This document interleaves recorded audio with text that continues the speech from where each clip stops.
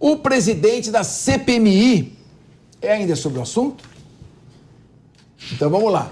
Ainda sobre o assunto das joias. O presidente da CPMI do dia 8 de janeiro, eu paro um pouquinho. Eu tive até que perguntar para o nosso ponto se era ainda o mesmo assunto que eu estou lendo aqui no teleprompter, porque começaram a falar de CPMI do dia 8 de janeiro. Eu falei, mas o que isso tem a ver com o relógio? Não entendi nada, mas parece que tem a ver. No Brasil tem. O deputado Arthur Maia descartou levar ao colegiado as investigações referentes ao caso das joias. Abre aspas. Parabéns, Arthur. Aí nós concordamos.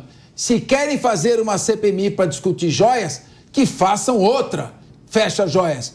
Essa declaração de Arthur Maia vai na contramão da relatora, eu não sei se ela é advogada, a senhora Elisiane Gama, que tem defendido ampliar as investigações na CPMI e incluir o assunto.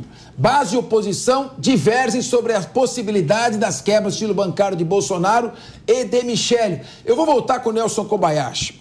Tem um lema que eu acho que a gente tem que criar aqui na linha de frente. Não é nem direita, nem esquerda, é direito.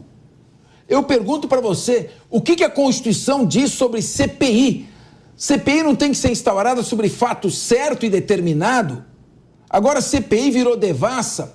Se os próprios deputados não cumprem a Constituição, que juraram obedecer no ato de sua posse, o que podemos esperar, Nelson? Dá para fazer CPI do fim do mundo? Não, não dá. E outras, parlamentares que criticam os inquéritos do fim do mundo, os inquéritos sem começo, sem fim, que são permanentes, né?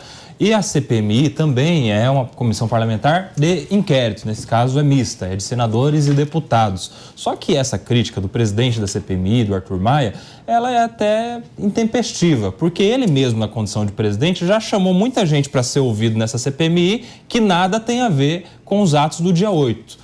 Ele e a relatora, a senadora Elisiane Gama, adotaram lá no início da CPMI, até por pressão dos governistas, uma ideia de não, vamos adotar aqui uma linha do tempo e nós não vamos falar sobre o 8 de janeiro. Vamos falar sobre tudo o que aconteceu antes. E aí chamaram o diretor da Polícia Rodoviária Federal para falar sobre as blitz da Polícia Rodoviária Federal nas eleições do ano passado, chamaram outras pessoas que nada tinham a ver com os atos do dia 8 e só mesmo agora é que o presidente adotou essa postura de fato correta, de fato de acordo com a previsão legal que é de cumprir aquilo que está no objeto da CPMI. Ele está certo. Só que está tardio, ele deveria ter agido assim desde o começo.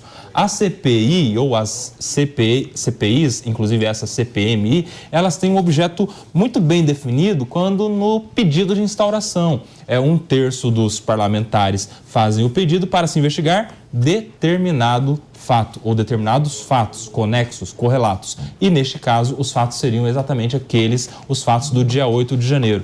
A gente viu, por exemplo, recentemente o fotógrafo da agência Reuters que foi chamado a depor e estava lá prestando o seu depoimento, foi alvo de crítica de muita gente, isso repercutiu, quando na verdade, sobre os atos do dia 8 ainda, o fotógrafo é o menos culpado. Tem muito mais gente que poderia ser investigada, ser chamada, ser alvo das investigações dessa CPMI.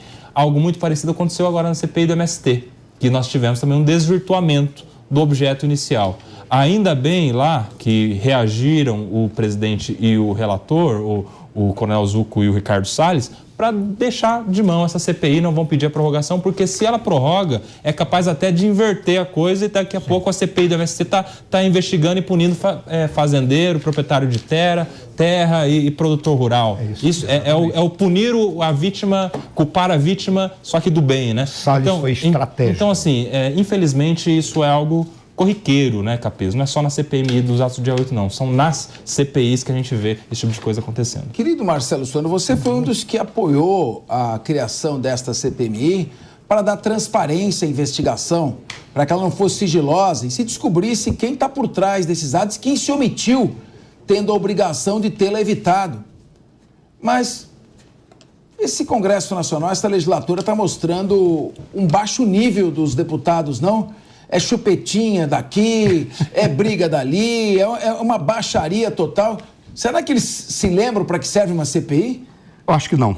Infelizmente, A nossa política ela se reduziu à política de baixo nível. Deixa eu esclarecer. Não é baixo nível intelectual ou moral. É a política que se limita à luta pelo poder.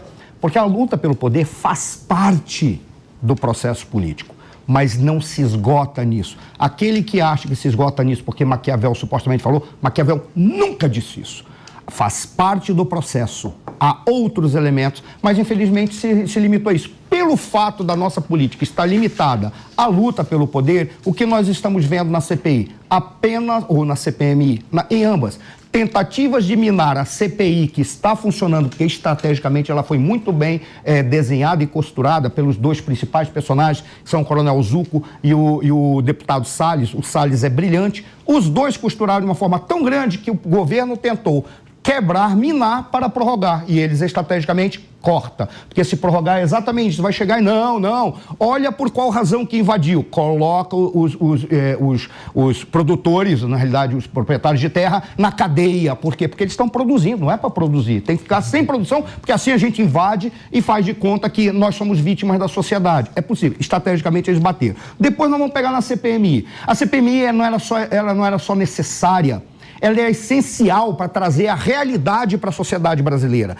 Porque essa é a função abstrata, teórica, ideal de uma CPI. Trazer o esclarecimento sobre os fatos e os acontecimentos. Porque a sociedade precisa entender para melhor controlar os seus governantes. É isso que funciona. Mas eles desvirtuaram. Conseguiram tomar conta da CPI pelo número de membros, que aí acaba votando se vai ter audiência, se vai ser investigado, se vai ser quebrado o sigilo. São eles que votam. Se a maioria está do governo, só vota a favor do próprio governo ou das personalidades que são de seu interesse. Ora, quando você olha isso, qual é a conclusão que você chega? Já foi desvirtuado. Aí voltamos. Talvez eu encerro.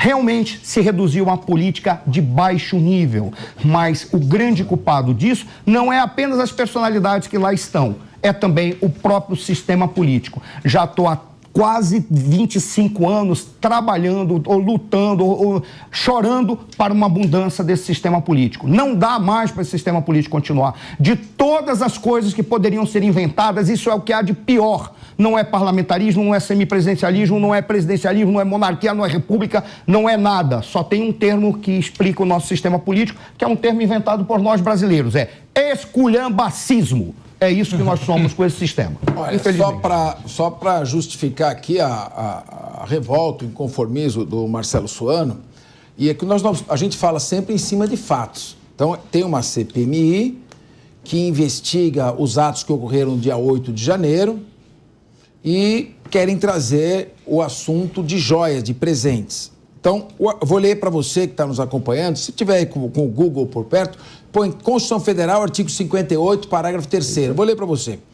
As comissões parlamentares de inquérito, CPI, que terão poderes de investigação próprios das autoridades judiciais, têm poder de juiz, para perder tempo e ficar batendo boca. Além de outros poderes previstos nos regimentos internos das casas, poderão ser criadas mediante requerimento de 1/3 dos seus membros. Agora eu chamo a atenção disso. Para apuração de fato determinado e por prazo certo. Você não pode pegar uma CPI e torcê-la como se fosse uma reunião de diretório acadêmico e não um Congresso Nacional e começar a ampliar o seu objeto, à torta e à direita. É preciso respeitar a Constituição, respeitar o eleitor, respeitar a Casa Legislativa e respeitar o próprio mandato. Não é tudo em prol da política partidária. Tem que ter um mínimo de zelo pela instituição que os deputados estão representando nesse momento. E não parece que esteja havendo esse zelo. Eu canso de repetir, quando fui presidente da Assembleia Legislativa de São Paulo, segundo maior parlamento da América Latina, se um deputado da oposição, PT ou PSOL, fosse desrespeitado por um secretário de Estado do governo PSDB, não era votado nenhum projeto do governo, enquanto ele não se retratasse e não recebesse esse deputado. Não é uma questão partidária, é questão de zelo, de respeito pela instituição.